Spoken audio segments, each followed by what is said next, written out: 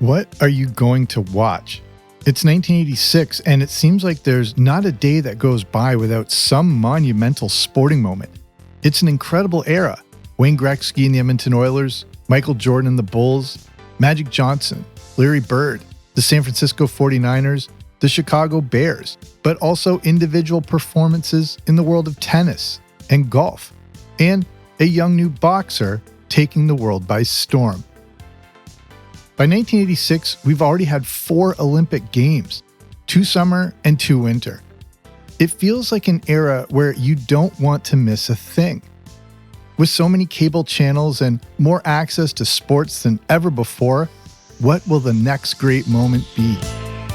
I'm Jamie Logie, and this is Everything 80s, a podcast that looks back on a decade that forever changed the way we dress, consumed, and connected. And today, it's a look back on the decade that produced some of the greatest sporting moments of all time.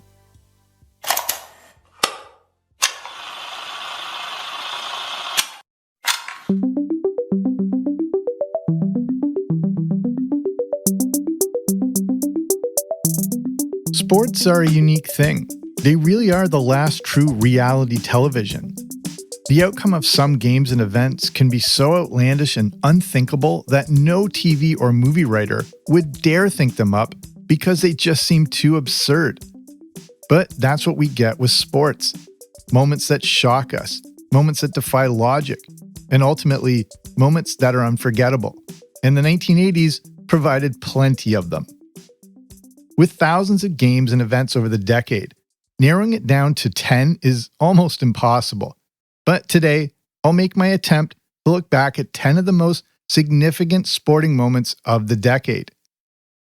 Among other things, I'll cover hockey, basketball, soccer, or football, and the Olympics. We'll go in no particular order, but these moments capture everything that we love about sports. The athletic spectacle, the drama, the controversy, and the unbelievable. And we start with a bonus entry. It's not a sporting event that is necessarily a standout athletic achievement or a notable moment, but it's significant for another reason. The date is December 11th, 1981, and this is the final professional boxing match for Muhammad Ali. Ali was almost 40 years old and definitely past his prime.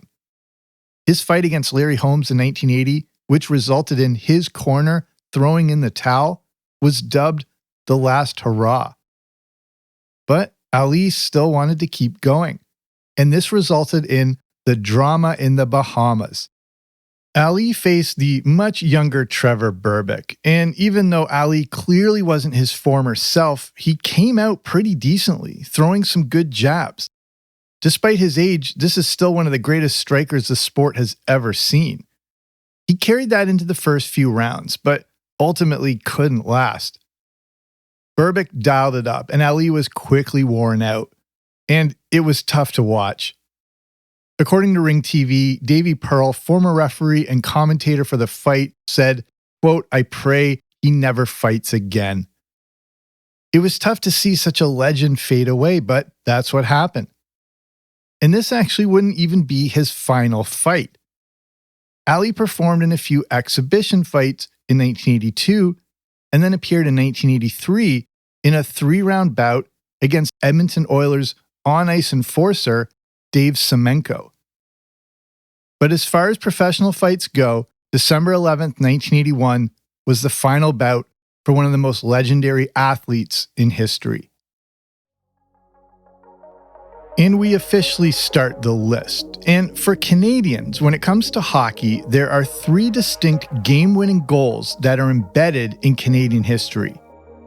In 1972, Paul Henderson scored a last-minute winner to steal the victory over the Soviet Union in the Summit Series, an event that turned into something bigger than a sporting competition, but also became a Cold War political battle pitting the East against the West. In 2010, at the Winter Olympic Games, Sidney Crosby scored the golden goal, the overtime clincher against the Americans to win the gold medal. And then there's 1987.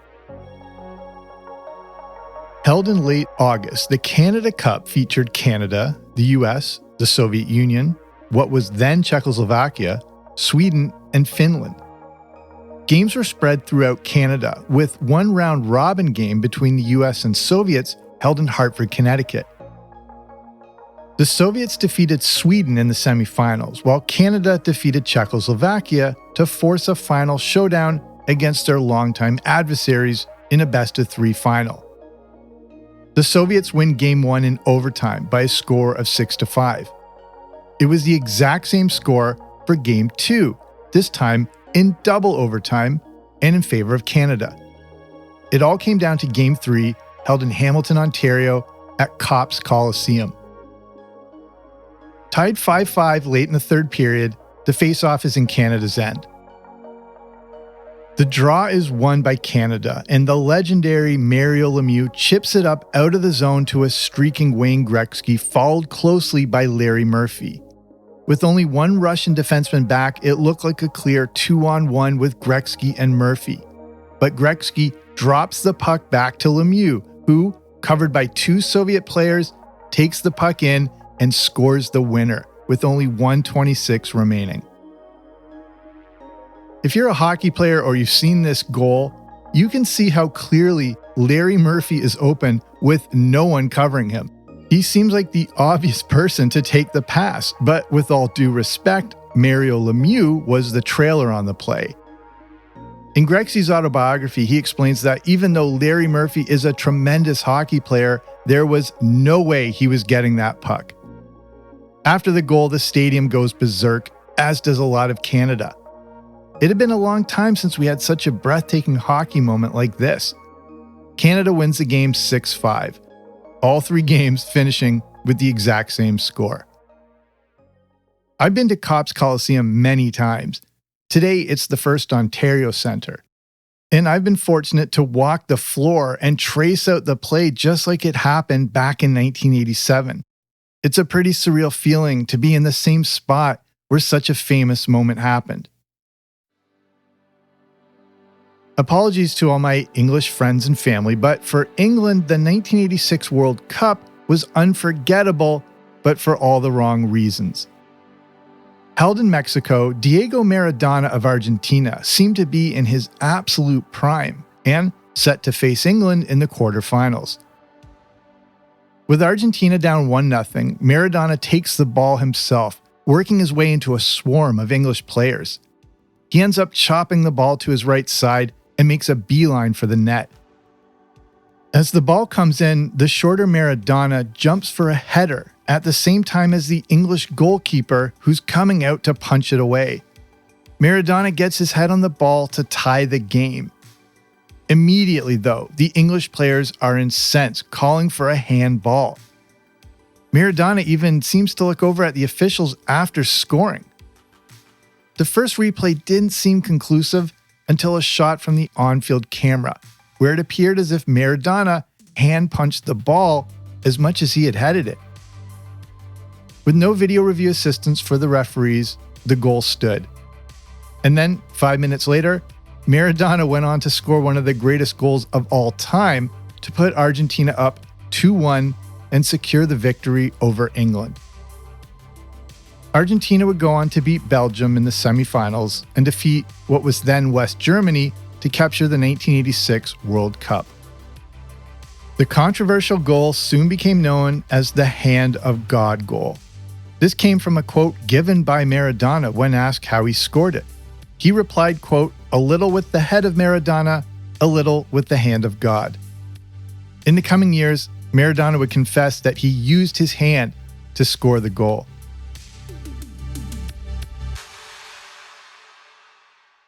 Tennis has always been a big thing in my family. We always watched the majors with a special focus on each year's Wimbledon. This entry isn't one moment, but several, all involving the same two extraordinary athletes, Chris Evert and Martina Navratilova.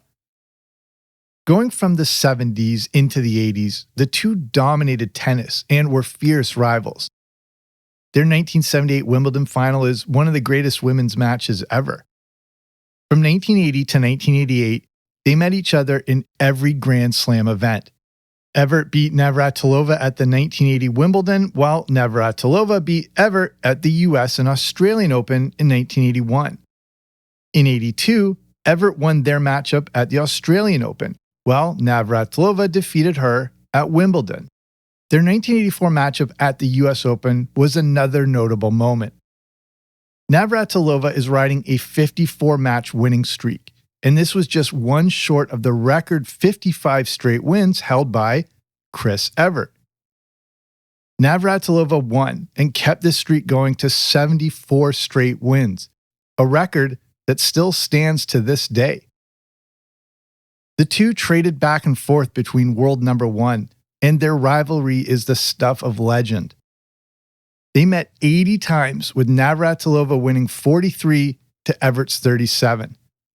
And they faced each other in an incredible 60 finals, with Navratilova again taking the edge, beating Evert in 36 of those finals. Navratilova also won 6 straight Wimbledon titles from 1982 to 1987. It's one of the great sports rivalries in history, and in the 80s, we all got a front row seat to see it. But then also, later in the 80s, a new challenger was on the scene, as a young Steffi Graf was about to dominate the sport in her own way. We all love a good Cinderella story, and that's what March Madness is all about. The NCAA college basketball tournament has produced moments that are so overly dramatic they border on unrealistic. But they're all real, and that's why we tune in, as you never know what you might see. And that was the case in 1983 with NC State. North Carolina State was the 6th seed in the tournament, which isn't super low, but the 83 tournament was stacked with powerhouse teams and players like Virginia and Houston. The tagline for this team was Survive and Advance, the same name given to a 30 for 30 documentary all about this team. In the first round, they needed double OT to beat Pepperdine. They won their next few games by only 1 point, giving them the nickname the Cardiac Kids. This took them to the Final Four, where they beat Georgia, taking them to the final and one of the biggest upsets ever by defeating Houston, with the game finishing with a virtual buzzer-beating dunk by Lorenzo Charles to give NC State the win, 54-52. That Houston team featured both Clyde Drexler and Hakeem Olajuwon, and that whole team had to watch in shock at what had just happened. NC State, a remarkable team, a remarkable run, and a remarkable finish to an all-time great sporting moment. Next, we move into the world of baseball and 2 legendary moments. One that's iconic and another one that many fans would rather forget.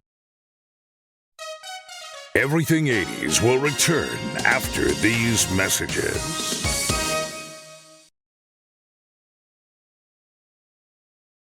Sorry, Boston fans, but you know where this is going.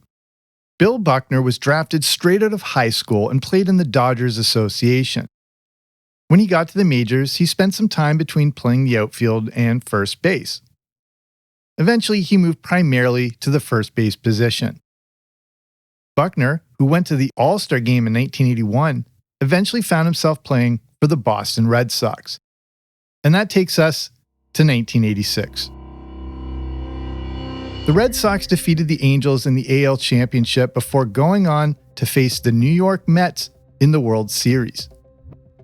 Buckner was nursing some leg injuries, but the Sox found themselves up 3-2 in the best-of-7 final. And that takes us to Game 6. After 9 innings, the game is tied 3-3 and heading into extra innings. At the top of the 10th, the Sox went up 5-3. Things were looking good. In the bottom of the 10th, the Mets scored 2 to tie the game. At bat now is Mookie Wilson, who hit what looked like a routine grounder up the first base line. But the ball goes through Buckner's legs allowing Ray Knight to score the winning run. The Mets win the game and go on to win the World Series in Game 7. It's a moment that's been played an infinite amount of times and probably always will be. The missed ball is a terribly unfortunate play, but it's unfair to blame Bill Buckner for the loss. Remember, the Red Sox were up 5-3, and multiple singles allowed runners to advance and score, and then pitcher Bob Stanley threw a wild pitch that allowed for the tying run. Unfortunately, this still remains one of the most famous sporting moments of not just the 80s, but ever. We may as well keep this baseball theme going, and that's with one of the greatest plate appearances in the history of the game. It's Game 1 of the 1988 World Series, pitting the Oakland A's up against the LA Dodgers. The great Kirk Gibson had been battling some injuries, and his knees and hamstring were causing major problems. Going into the ninth inning, LA was trailing and down to their last out. This is when legendary manager Tommy Lasorda made the call, and we see Kirk Gibson hobble his way to the plate. Despite his injuries, he was still a tremendous hitter. Hopefully, he could produce some magic. And if you got to watch this game or have ever seen the highlights, you know magic is exactly what happened. Gibson was clearly hurting, and despite fouling off some pitches, worked his way to a full count. With his team down 4-3 and facing an elite pitcher in Dennis Eckersley, Gibson did the seemingly impossible by blasting a 2-run walk-off homer. As the crowd is in delirium, the image of Gibson barely able to run around the bases has become an iconic image. The Dodgers win the game 5-4 and go on to win the World Series. The most amazing part, because of all those injuries he had, that was Kirk Gibson's only appearance. Gymnastics is an amazing sport. The power, precision, and athleticism of these athletes is off the charts. I don't know enough about the scoring details, but what seems like a flawless routine can end up with a lower score due to some technical details that may seem hard for the average viewer to catch. But at the 1984 Summer Olympics, we witnessed perfection. In 1976, a perfect 10 was scored by Nadia Comaneci. At the 1984 Olympics in Los Angeles, the Soviet Union had boycotted the Games. But the Games carried on. 4'9" Mary Lou Retton entered the night of August 3rd, the final night of the competition, leading all the other athletes in the women's all-around event. Retton had already scored a 10 for the floor exercise, but to capture gold meant having to nail a perfect 10 on the very last event, the vault. As she runs towards the vault, it looks like a blur of speed, and she perfectly launches off the vault, soars and twists through the air before sticking an absolutely perfect landing. And then came the scores, a perfect 10. After this incredible performance, Mary Lou Retton instantly becomes a genuine star and one of the most recognized athletes in North America and around the world. The American team went to Disneyland along with a ticker tape parade in New York. Retton was named Sportswoman of the Year by Sports Illustrated.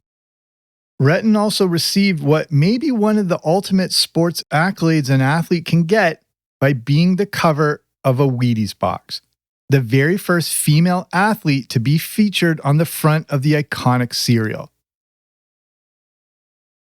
Speaking of the Olympics, the men's 100-meter final is often a showcase event at the Summer Olympics, and that was exactly the case at the 1988 Olympics in Seoul, South Korea.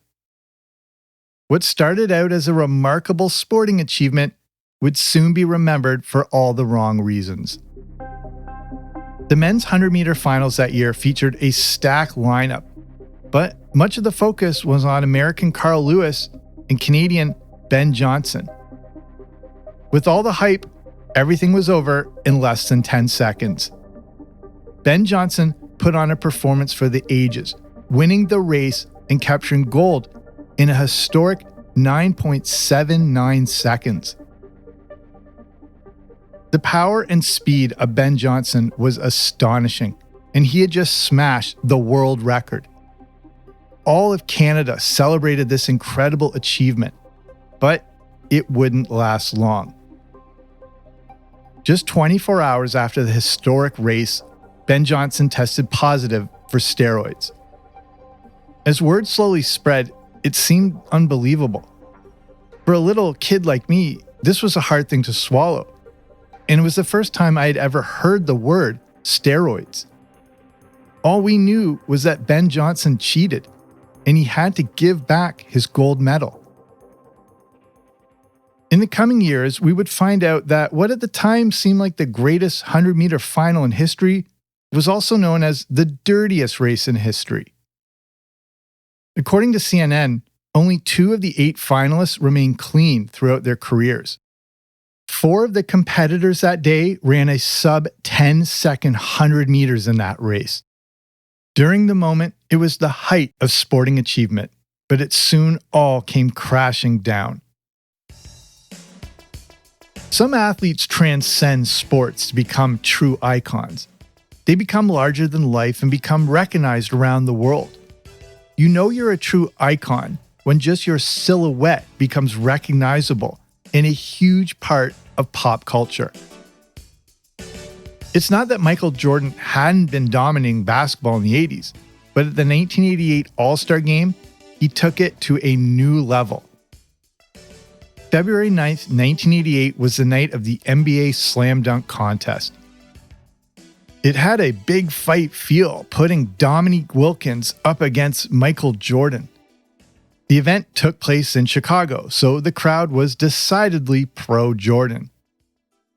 In the early rounds, Jordan dunked with a reverse slam, and Wilkins followed with a one-handed 360 jam. We get to the semifinals, and Jordan walks up to the foul line and appears to be staring a hole into it. He then walks to the far end of the court, and then quickly takes off towards the net with what was an unplanned dunk. As he hits the foul line, Jordan leaps into the air and appears to defy gravity, floating through the air toward the rim before slamming the ball down. The two then traded back and forth with some more jaw-dropping dunks, such as Wilkins' one-handed windmill jam, and Jordan repeating the foul line dunk again. The power of Dominique Wilkins is still extraordinary to this day, but it was the night when Jordan seemed to really fly. When you watch these dunks in slow motion, it does look like Jordan defies gravity. Not like Elphaba, but at the point where it seems as if he should start dropping back to the ground, he continues to move through the air. One of the amazing things about Michael Jordan is how he almost looked like he was jumping even higher while still in midair. On the first foul line dunk, it looks as if he could travel another 3 or 4 feet. The 1988 Slam Dunk Contest was a battle for the ages between 2 legends. Like I said, it felt like a heavyweight title fight, and it created some iconic imagery and is probably still the greatest slam dunk contest in history. We had already witnessed it a lot during the 80s, but this was the night when Michael Jordan truly took flight. And last but not least, we return to the world of hockey. And it's probably pretty obvious what I'm finishing with. Every Olympic Games is remembered for some specific moments, but the Winter Olympics of 1980 is remembered for one moment, and even the moment if you want to go that far. The Soviet ice hockey team at the 1980 Winter Olympics in Lake Placid is still considered one of the greatest ever assembled. The American side was the complete opposite. A bunch of young college players with basically no professional experience. Not only were the Soviets a powerhouse by Soviet standards, they had won the last 4 gold medals and hadn't even lost an Olympic game since 1968. The Americans made it through the opening round but had to face the Soviets in the semifinals. With nothing to lose, the young, scrappy Americans played a game for the ages. Even though down 3-2 going into the third, the Americans were somehow still in it. 9 minutes into the third, they tied it. This should not be happening. They then took the lead. With 10 minutes still left in the game, the Americans battled like their lives depended on it. In front of a raucous home crowd, the final seconds counted down with one of the greatest calls and moments in the history of sports.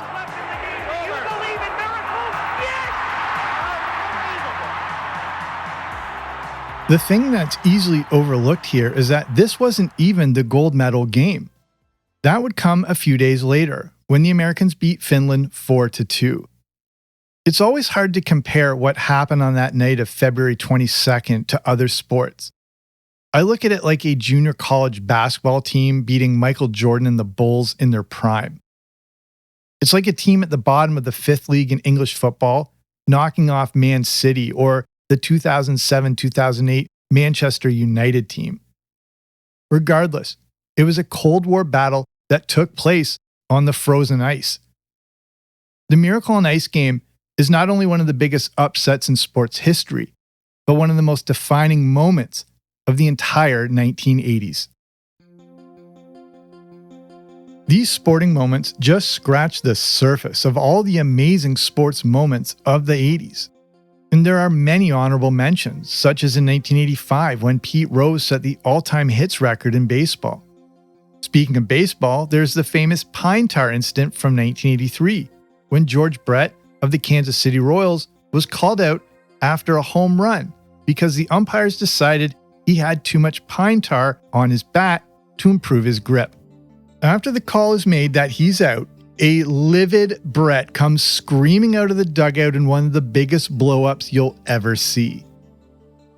In 1981, in the world of cricket, the Ashes were won by England, despite being down 1-0 against Australia, and odds of 500-1 of England coming back.